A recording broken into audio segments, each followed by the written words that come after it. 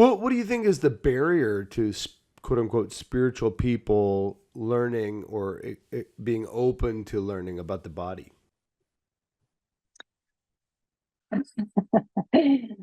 Um, That's a great reaction. First of all, I would just like to say, anytime you get that reaction from a question, oh, great. All right. Well, I wish I had popcorn to eat right now. Yeah. Well, hey, everybody. Welcome back to the Fossores Chapter House Podcast. I'm here with my co-host, Liz Kirchmeier, and our new friend, Dani Forbes, and we are here in a joint season of podcasts between the Chapter House and FAITH RXD. And Dani, why don't you tell us a little bit about yourself and what you do and your interest in the spirituality of the body? yeah. Oh my gosh, I'm so interested in that. That's like my lifelong passion. So I do a lot of things, and that's just kind of my personality. So I am a Presbyterian pastor, have been for the last 20 years. And I'm currently serving in a congregation here in Idaho. And in addition to that, I'm also working on a master's in human nutrition and functional medicine, in which I have a practice where I see nutrition clients, separate from any sort of spirituality. So that's really just dealing with biochemistry and nutrition and that sort of thing. I do CrossFit. I love it. But I don't coach. I just am a yoga teacher, and I teach yoga about 3 or 4 times a week. That's awesome. And what's the nature of your practice? You said it's primarily nutrition, but is it nutrition, just nutrition coaching? Do you run classes? Do you do one-on-one counseling or coaching with clients? So there's a big spectrum when it comes to folks who do nutrition, and I think that it's a field in which there's a lot of needs. So I don't see sort of one as better than the other. I just want to put that out there first. So there are folks who, when they do nutrition, they're really just working with macros and helping people to sort of achieve their weight goals, whatever those might be. I don't do that work, just to be really clear. So the work that I do is more along the lines of nutrition and functional medicine, which is looking at the biochemistry of the body. And when I say that, I really mean looking at lab results. So I look at blood labs, I look at stool samples, I look at urinary acids tests. And based on what I see in there and the symptoms that the client is sharing with me together, we put together a plan that doesn't include, because I'm not licensed to issue any pharmaceuticals, so I don't do any of that. I only work with supplements and food. And then to help them sort of create the path to healing. And then in addition to that, sometimes they'll have some questions that they want to bring to their primary care provider, which is great. And so I will sort of help coach them on maybe some questions that they can ask, some additional blood tests that they can get. And so I really see myself working sort of in the, to sort of borrow an idea from old church, like the paramedicine landscape. I'm not a licensed doctor, but I am trained in nutrition, and in the process of becoming board certified, which is a really long process. So I work alongside clients in their health needs, and help them kind of get the most out of their medical care. That's awesome. Yeah. Now, as you're talking, that reminds me, John Wesley, who's the founder of Methodism, a big kind of a towering figure in American church history.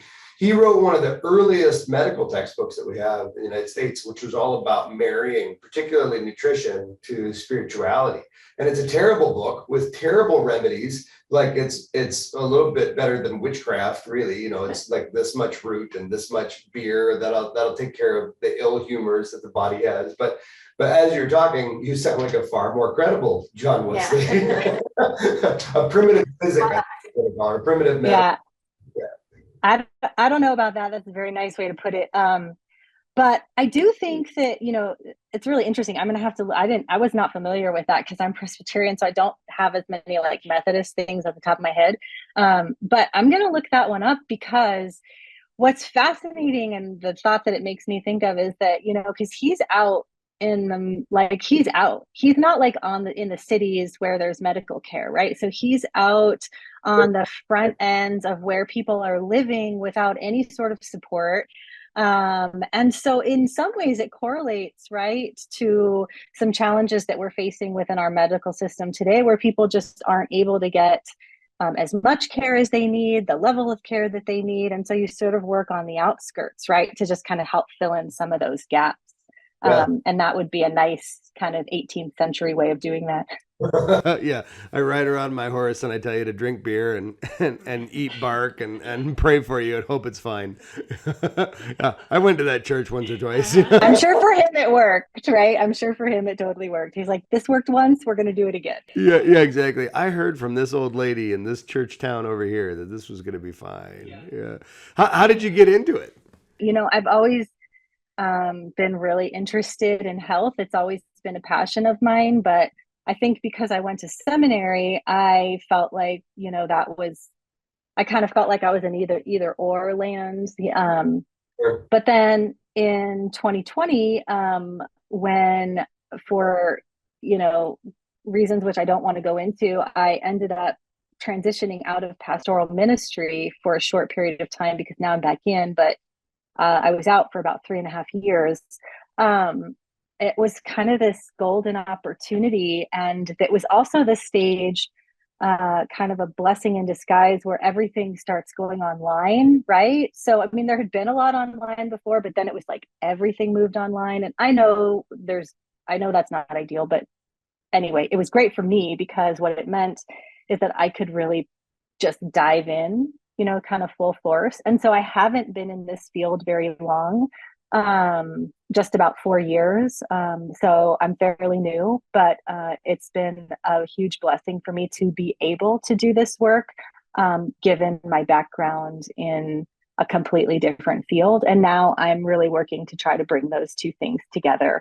And I feel like it's starting to really evolve. It's been really exciting. Some of our other guests have articulated that there are challenges between incorporating the spirituality of the body and sort of traditional ecclesiology or church practice. That sometimes their parishioners, get a little anxious about it, feel like it's new agey or voodoo or something, and sometimes their clients feel a little nervous that you're trying to cram religion down their throat. What's been the experience that you've had? Oh my gosh. So again, we could take this in so many different directions. So I really see myself as a person who wants to go as far as the individual that I'm partnering with wants to go. So in that, it's my job to read the person well and to work with them where they are.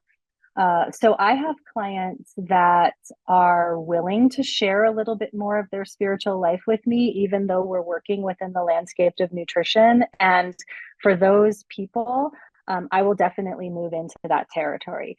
For people who don't approach that, it's not something that I bring up, aside from when there are studies, because that's the world that I'm in that when I'm wearing that hat, right? So when there are studies that suggest and actually sort of verify that work around meditation, breath work, there's even been studies on the efficacy of prayer. And by that, I don't mean that prayers are answered, but I mean in the way that we expect, but I mean that there has been studies demonstrating that the practice of prayer changes our own brain, right?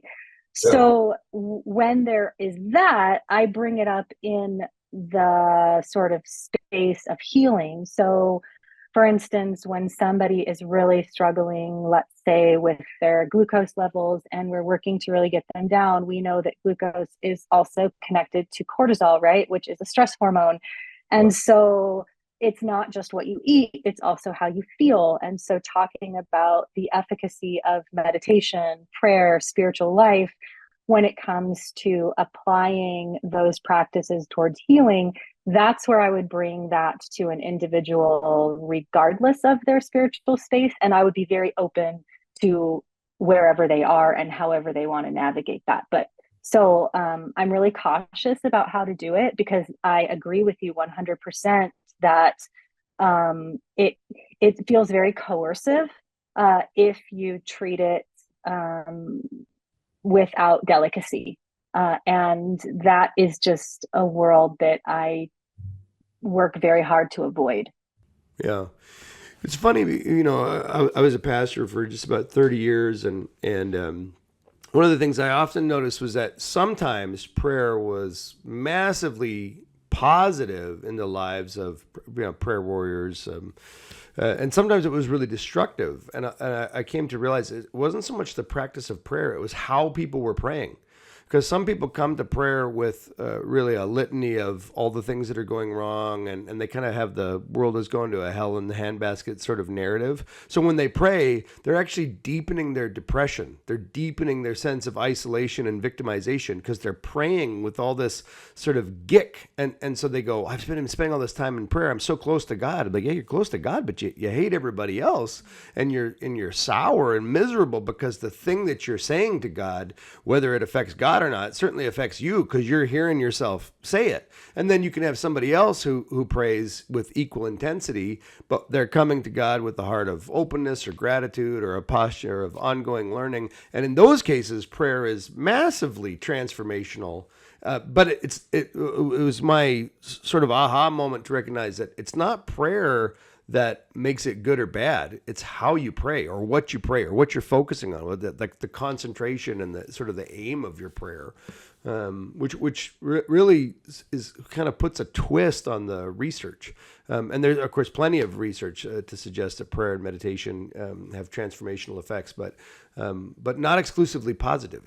Yeah, I think you raise a really good point, and I love that we're having this conversation because I think that the more we can lift these kind of rough edges around it, right, the more people can become aware and maybe move towards their own healing, because we can only bring to prayer what we know of ourselves, right? I think that's what is both beautiful and challenging about prayer. When we're stuck in cycles, we bring that stuck cycle into our prayer life, right? And it's not, I believe that the Spirit has power to sort of, sort of see through that and change us. But I also think that we have the ability to participate in that to some degree, right? Through the act of our bodies, which is like why we're having this conversation. So if I could back up for a second and kind of echo what you're saying with an experience in my own life, I think one of the things that drew me, I mean, I've always loved health and nutrition, so that's not new information, but what really pushed me over the edge was a recognition when I was a pastor that, and I really have to be careful when I say this, so please like guard this well, but that praying for people was really not helping them to some degree, because I would have folks that were, and that is an extreme way of putting it. I don't know which capacity it helps them, but I do know that there were some people who we would get stuck in what was called like their endless cycle of prayer requests. So they need prayer about this, and they need prayer about that, and they need prayer about that. And then there would be sort of cycles of grief and cycles of, just sort of coming back around the same emotion over and over and over and over again, but never progressing. And I had a moment where I realized, like, because one of the things I kept thinking was, how do you help people change? How do you help people change? I still don't know the answer to that question, but I do think that one of the answers is changing what you do to your body. And I think that one of the things that I saw in my work when I was exclusively a pastor is that there was really no room to talk about that. So I could never say to a person, well, have you thought about going to bed earlier? You know what I mean? Or, Right. Yeah. or, how much alcohol are you consuming? And aside from the judgment around that, you know what I mean? Just like in terms of what that's doing to your mental health, those things were really off the table for me to bring up. And I realized that that was not helpful for me when I was helping people or walking alongside people in the transformation of their soul. Not being able to talk about the body wasn't really serving me, and it wasn't serving them. And that was one of the intellectual and philosophical pieces that pushed me into the landscape of nutrition, aside from just the heart piece, which was that I was drawn to it because I love it. So but yeah, I totally agree with you. Well, what do you think is the barrier to quote unquote spiritual people learning or being open to learning about the body?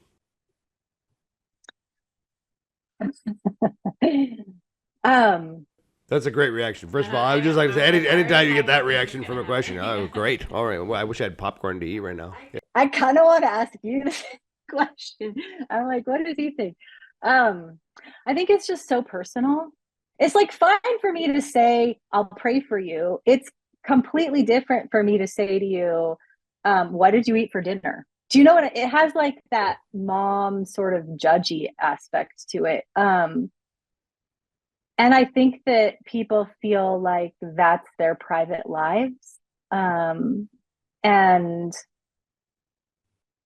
that somehow God should be able to transcend all of that and kind of do it anyway, which I believe is possible. I believe in the radical power of the Holy Spirit and the resurrection power of Jesus. So I do believe those things are possible. But even saying that, I'm like, well, God did it through the body. So maybe also it could happen in your body, maybe.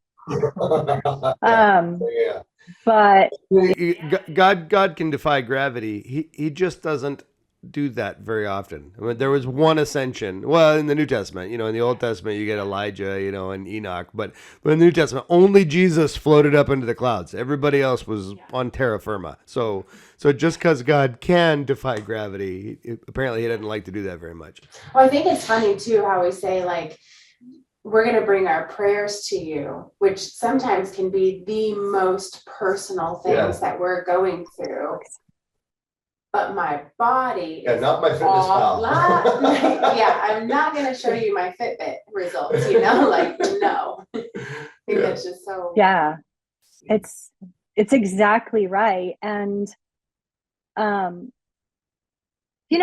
think about this a lot because of what I do. And I'm very grateful that you are also in this conversation, because sometimes it's a little, you'd wonder who else is out here. But I will say, and I don't know if you notice this, I do see the flip side of folks who want to push their particular brand of health onto everyone, right? Whether it be yoga or, and I mean, I love all these things, so I get it, but like yoga or, a specific kind of weightlifting, veganism, or veganism, all of these things get pushed. And I think that there is a sense in which we want to hold on to our own bodily autonomy, right? So that's where I understand the resistance.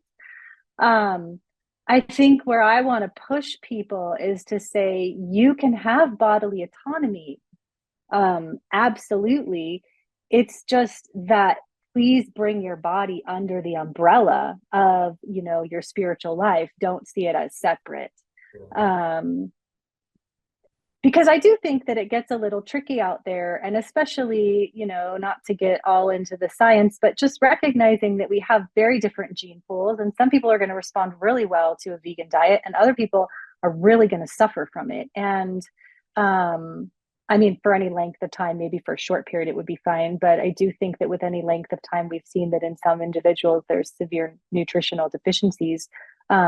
Yet with others, there's healing properties that happen. So I think, that's the bio-individual piece that really matters a lot in this conversation. And I think needs to be tended well, especially when you start trusting someone with your body, right? Which is like, it's a big deal. It's kind of life or death, Mm-hmm.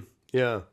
Yeah, and you're right. I mean, when people come to us and they ask for prayer, often they've formulated in advance the safe boundaries of their concern. I'm willing to ask you for prayer for my family. I'm not going to tell you that my dad's an alcoholic or that my my kids have gone wayward. I just want prayer for my family.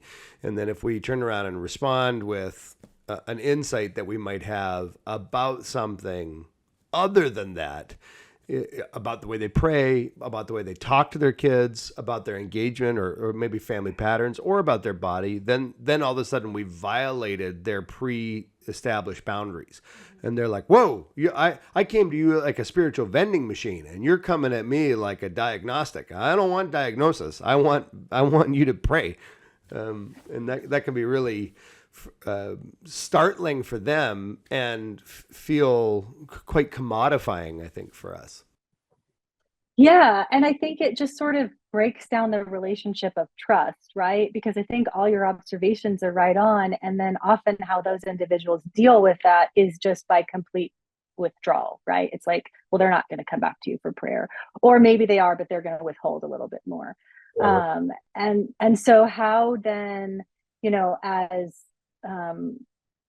in sort of when you're wearing the pastoral hat, how do you continue to sort of bring that individual forward, helping them to understand that they can still trust you, that there is another level to the conversation that they can expand their healing with, that is, I would say, also a form of prayer, because what we do with our bodies is a form of prayer. So, like we pray with them, and we teach them how to pray as they eat and pray as they move. And, it's kind of that bringing everything under, to use the biblical language, under the authority of Jesus, the whole thing. Yeah. Yeah. Well, and I think when we consider prayer primarily an oral exercise, we really miss out on what it is. I mean, prayer is being with God. So when am I not with God? If God is everywhere, where can I go from your spirit? If I go to the heavens, you're there. If I go to the depths of the sea, you're there. I mean, when am I ever not with God? So really, anytime I'm sort of, aware, open, available to God, I'm praying. Whether I'm driving in the car in silence, whether I'm, the first moments in the morning and I'm sort of blinking at the sunrise through the window. I mean, when I'm aware that God is present, I'm praying. Absolutely. I completely agree. And I think that it's expanding almost our imagination around prayer that might even be helpful in this whole conversation of how do you bring people into the connection between their spirit and their body. Because, that's how I feel when I'm teaching a yoga class. That's how I feel when I'm at the gym doing a CrossFit workout. That's how I feel when I'm, cooking or working in my garden. And I shouldn't say that's just how I feel, because I don't always feel, 100% great or anything like that. But it's kind of my intention in all those places, that, yeah. And I live and align my life in the ways that I believe will help to sustain and grow my spirit. And that's not because I believe that that's how you achieve salvation or anything like that, just to kind of put that quickly, nip that in the bud. It's because I believe that this life matters, and what we do with our lives matter, what we do with our bodies matter. And so working to find alignment between our spiritual values and our physical values is, I think, one of the great joys of being able to, kind of wake up every day.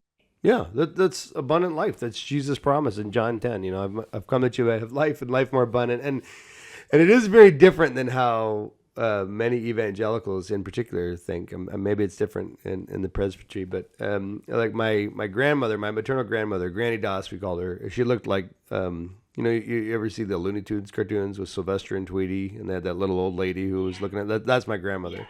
But she would pray for all of our quote unquote unsaved relatives. And she would pray that this was her actual honest to God prayer. Lord, I pray that you'd save them and take them.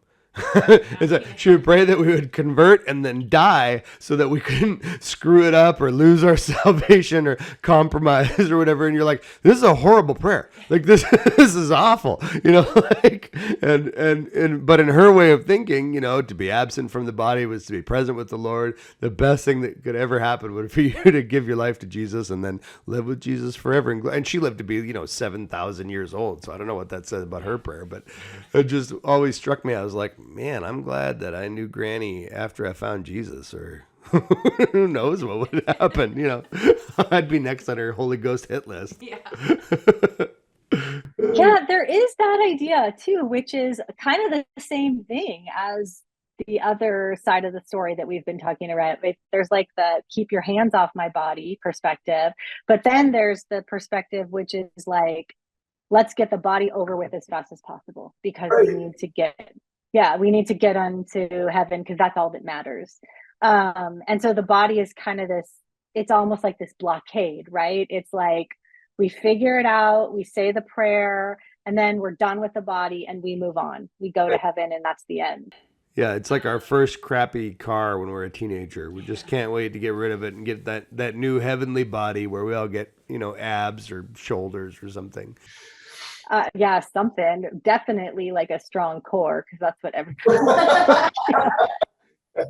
Yeah, it is really peculiar, but I think like most of I would venture to guess in my work as a pastor, talking to people and all the people that we have around the chapter house, and we do a lot of eating together at the chapter house. We go for walks together at the chapter house. We pray, we laugh. There's lots of table fellowship. There's lots of activity. I would venture to guess that 90% of what worries people is bodily. Like, oh, my back is sore. Oh, I can't eat that. Or I can't walk to the restaurant because I got a bad ankle. Or conversely, I mean, you think about all the changes that our bodies go through during adolescence, the sexual urges, the sexual awakening, the changes in our body through puberty. And it's all so scary and it's so wild. It's a fire that never quite stays in the fireplace. And that's the good stuff. That's the eros, the decrepitude, the Thanos that's killing us is a whole different set of worries. And so I think people are longing for eternality in hopes that they won't be bothered by the damn thing so much. And I think we have so much shame and so much guilt associated with our bodies that we can't enjoy them. But the very fact that God became a person, that God willingly chose to become a body, ought to at least reinforce for us that the body is not inherently evil. And I think we've really lost that, because to teach body positivity or body familiarity tends to rely upon some techniques that are really uncomfortable in church, trying to figure out the intricacies of massage or touch. That stuff scares the crap out of Christians, especially in a church context, which is where we learn about Christian spirituality primarily. Yeah. And oh my gosh, as I'm listening to you, I'm thinking of, like 3 different things at once, but there's a huge amount of fear around touch, right? And that's sort of not unfounded, but it comes from this place of all of this mistouch that's happened, right? And yet we can receive so much healing through different sort of myofascial techniques, which are, involve touch. Even just, I'm thinking coaching, or leading somebody through a class, like very gentle touch can even help to align and just notice where they're feeling tight. Like I noticed that, even if I just very gently touch somebody, it gives me a sense of what muscle they're using. And also kind of gives them feedback about maybe a different way that they can use their body. But, within the landscape of church, that would just, I almost never do that except for 2 exceptions. One, there's the passing of the peace where we sort of would willingly touch one another through a handshake. And then also I'm thinking through the anointing of prayer, right? Where we would put a hand on either someone's head or shoulder or something like that. And then, pray for them. And those would be the 2 things that come to mind when it comes to like the safe spiritual touch. But yeah. Well, when I was pastoring, I know like I was so touch averse, because you're sitting there just going like, I don't want to do anything that makes somebody feel uncomfortable. Who knows what their experiences are? Who knows what their preconceptions are about clergy? So I'm always really conscious of body posture, not fully opening to people, not initiating hugs or embraces or anything like that.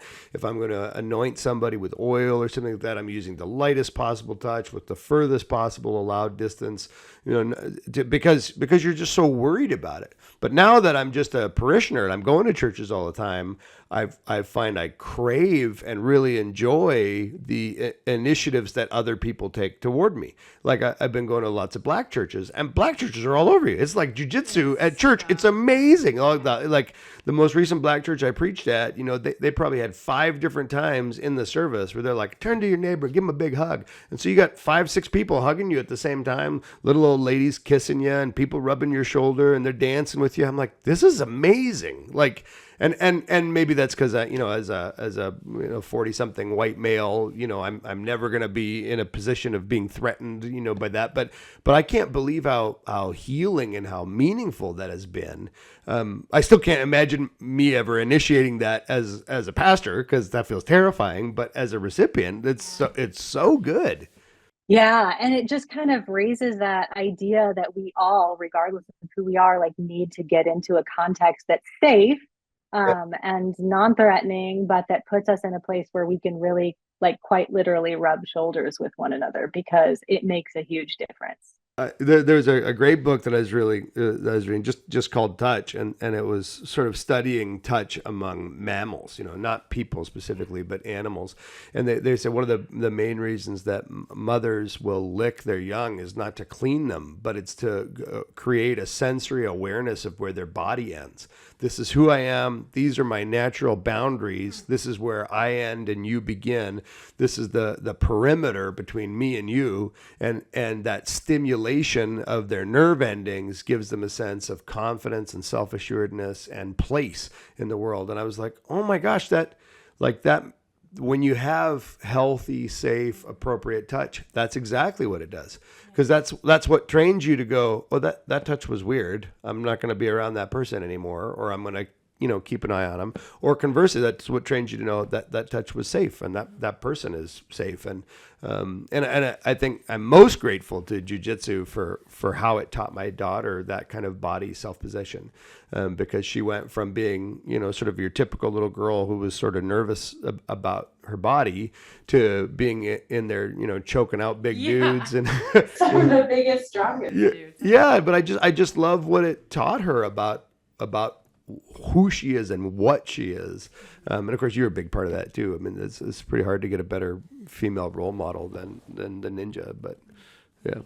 I think it's interesting that you say that too, because that transition happens so quickly in jiu-jitsu. Like, we see it so quickly.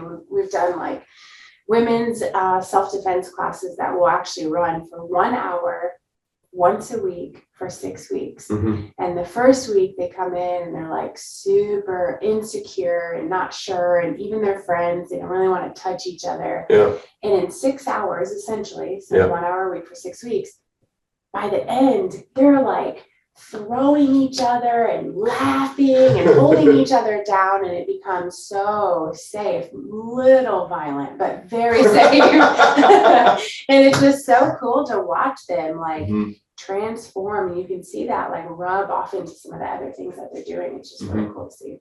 Yeah. And empowering, right? Like so empowering. Yeah.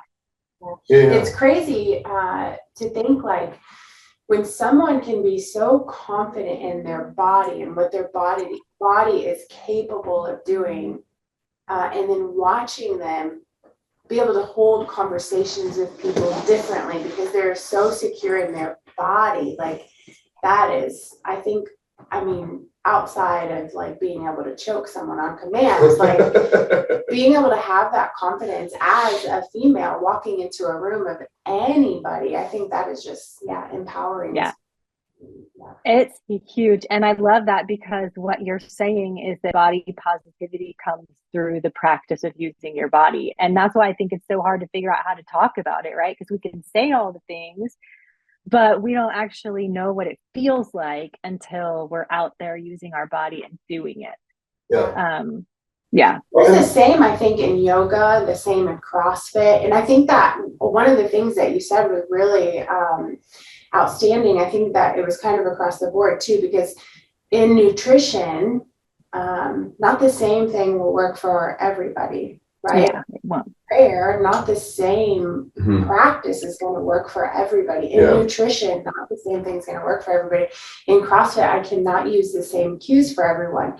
In jiu-jitsu, everybody's body is built differently. So if I train, Anthony, who's short and stout, to do a triangle, he's never going to be able to. His legs aren't long enough. You know what I mean? So like, it just, you have to find what works for each individual person. And both the coach or spiritual leader and the athlete has to be open to that,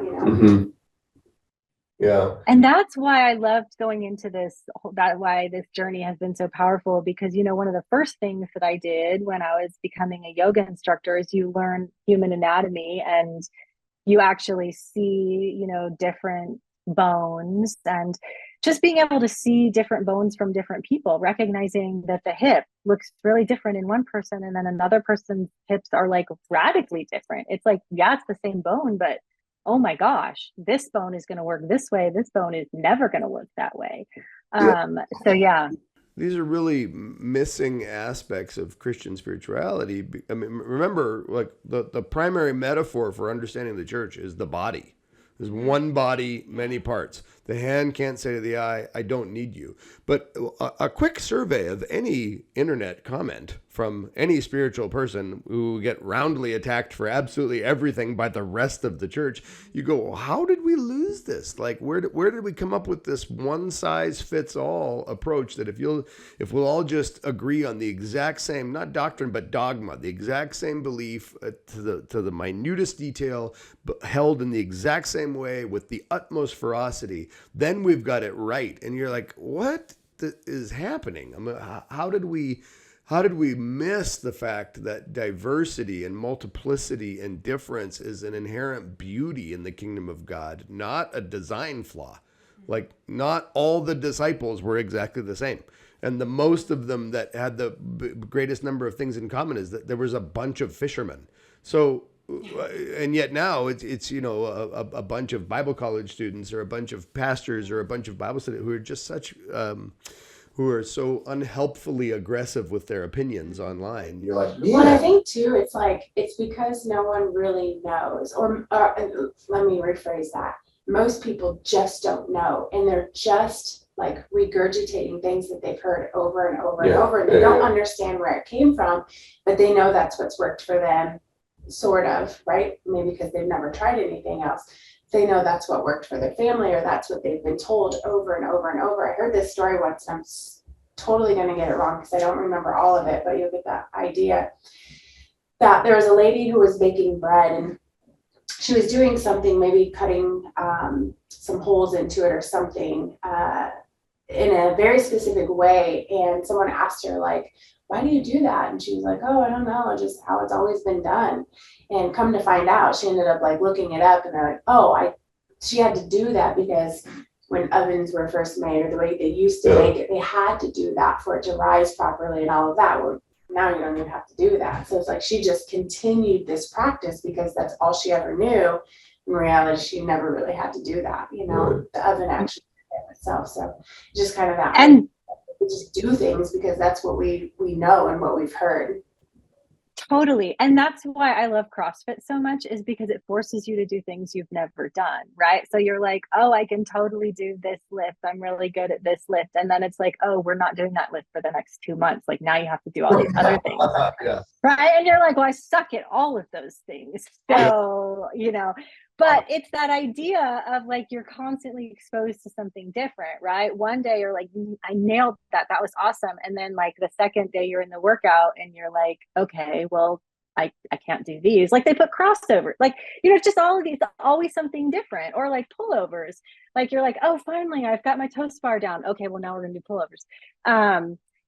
But it kind of aligns with what you're saying, because if you don't try something different, you're always going to feel comfortable in the area where you are, right? So it's like you're always going to be training the same muscle over and over and over and over and over again. And unless you put yourself in a situation where you're training a different muscle, you're never even going to know that you have it. So it's basically like not even going to be there for you. Yeah. So what I was thinking too is like I would apply this more, what I was saying to like coaches.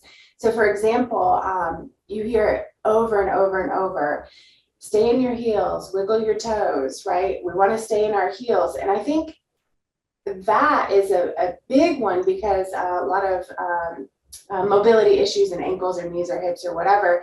And so as a coach, I've just always heard that over and over and over. So that's what, anytime someone is doing a squat wrong, I'm like, oh, you need to get back in your heels. When in reality, I need 3 points of my foot to hit, right?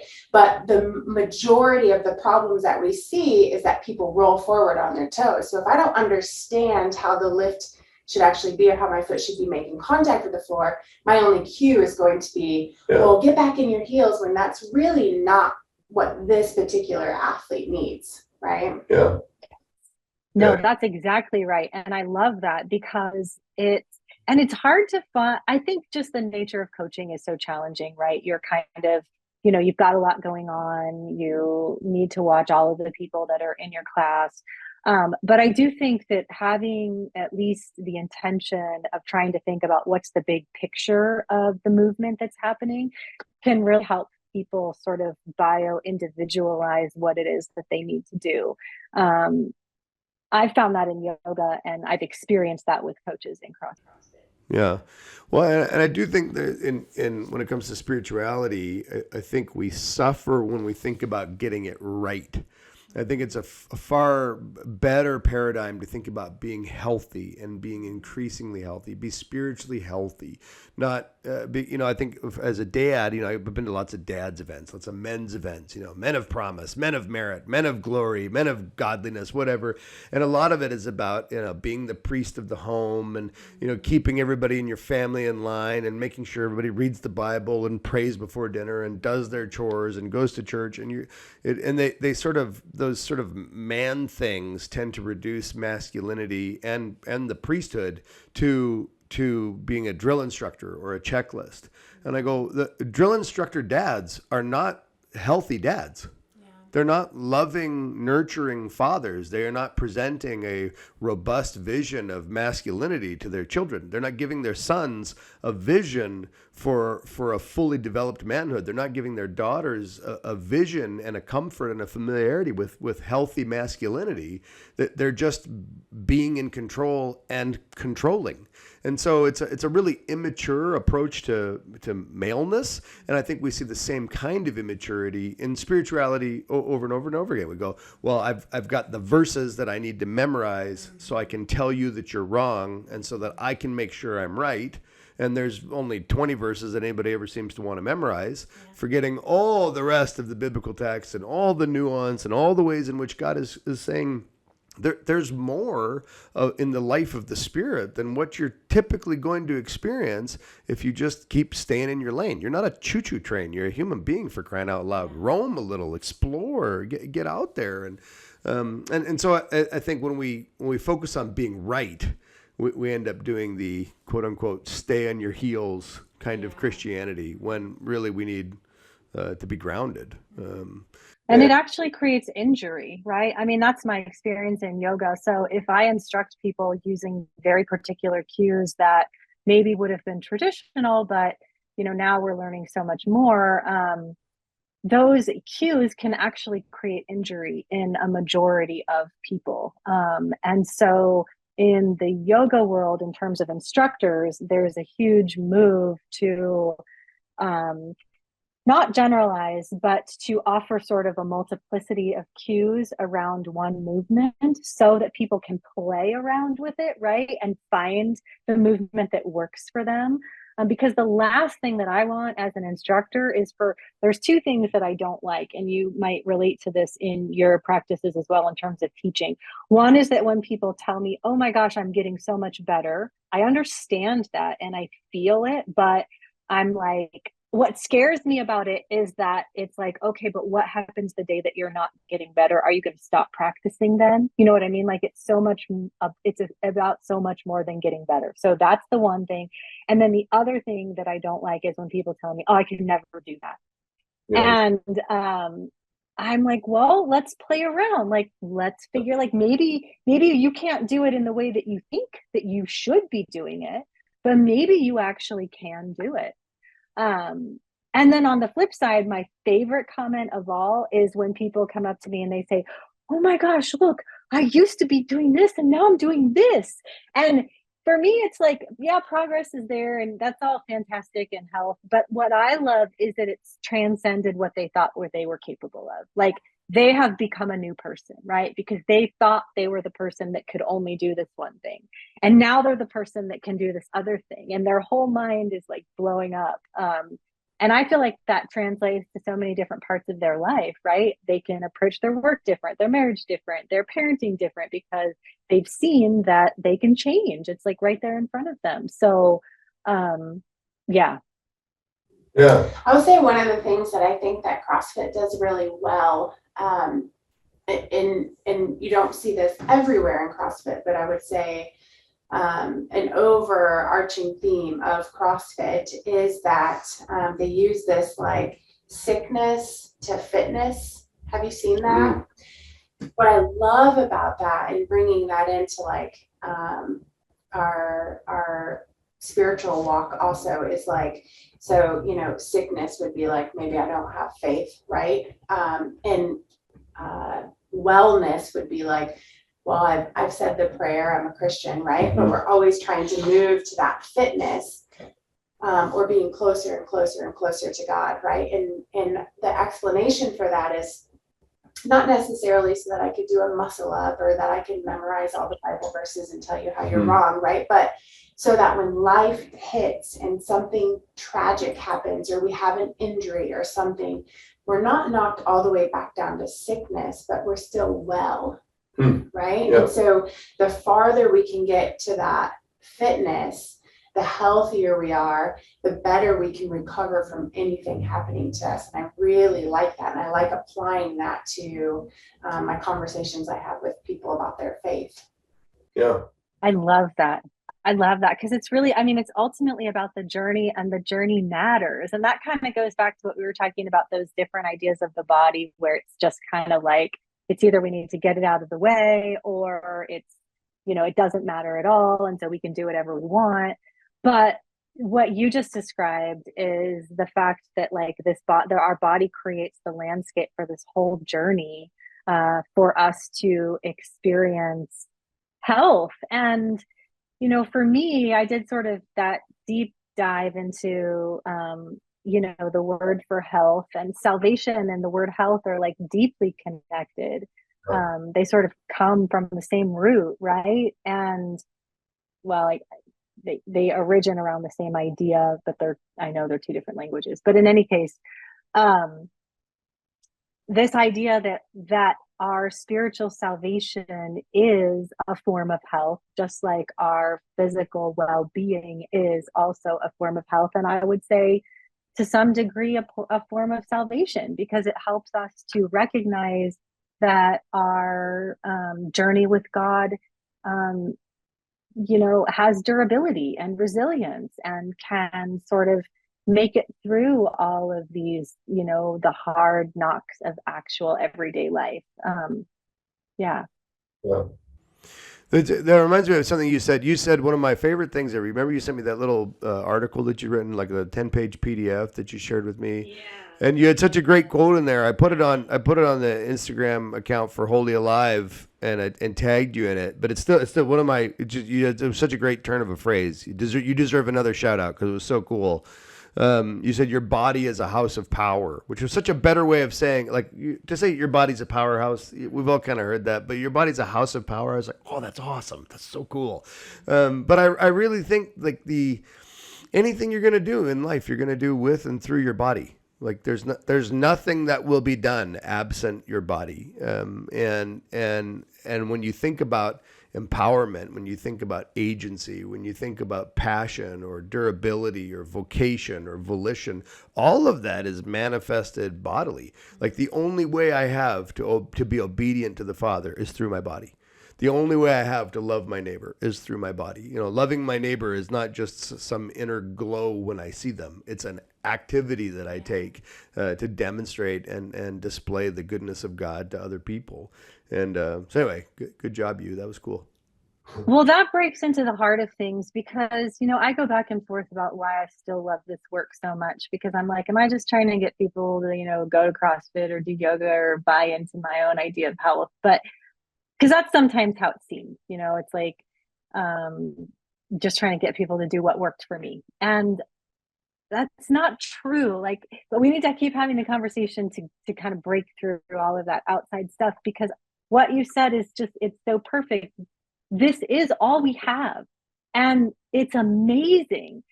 It's all we have to demonstrate our obedience and to respond with joy and to come into worship. I mean, worship like with our bodies. It's just when I really think about it, it's overwhelming. And I think that's why I continue to fall in love with it over and over again, because I really want people not only to have an encounter with their body, which is good and powerful, but I want people to be able to bring their whole selves right into the landscape of worship. And that's how you get a taste of the joy of this life. And I just long for that for many people, for my kids. You know, I'm a mother, so that I have 3 kids, so that I think influences a lot of how I see the world. And I long for that for my kids, and I long for that for their counterparts and their friends. Well, I think that's the heart of God. You know, if God is a loving parent, then I think when we become parents, we sort of get that divine perspective a little bit on just how invested we are in the well-being of our children. And we go, if that's how I feel about my kids, how much more does God feel that way about us?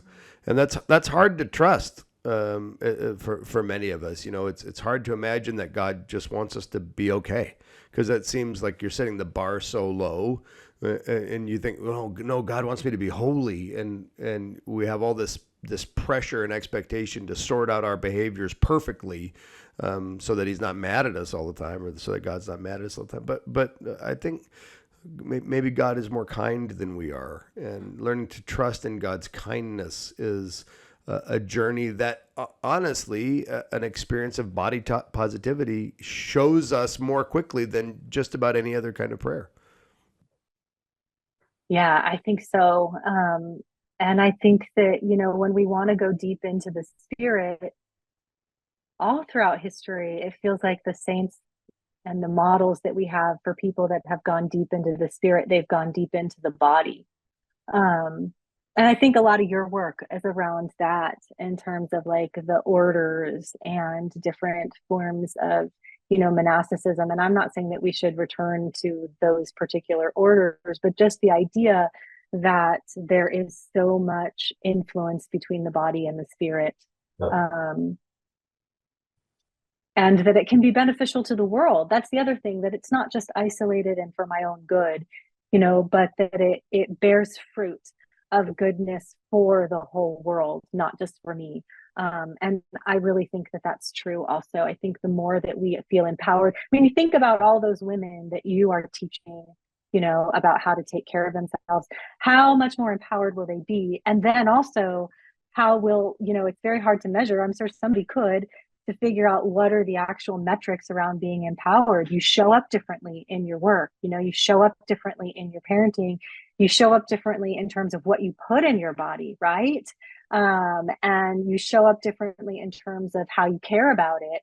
And all of those things make a huge difference in terms of, you know, all of the places where our society is faltering and failing and suffering. So I really see this work as, you know, part of healing in the whole world, you know, having that kind of having those benefits, it's noticeable. Yeah, I think I would say that there's already a lot of research demonstrating whatever we have inside of us is kind of exuding from us. I mean, even as you're speaking, we can kind of watch you, and I get excited because you get excited about something, and I can see that and feel that even through, Zoom. And I think that when we're in a place with people, in the same room or whatever too, like you can feel that coming out of someone. So whatever's inside of us just naturally kind of comes out.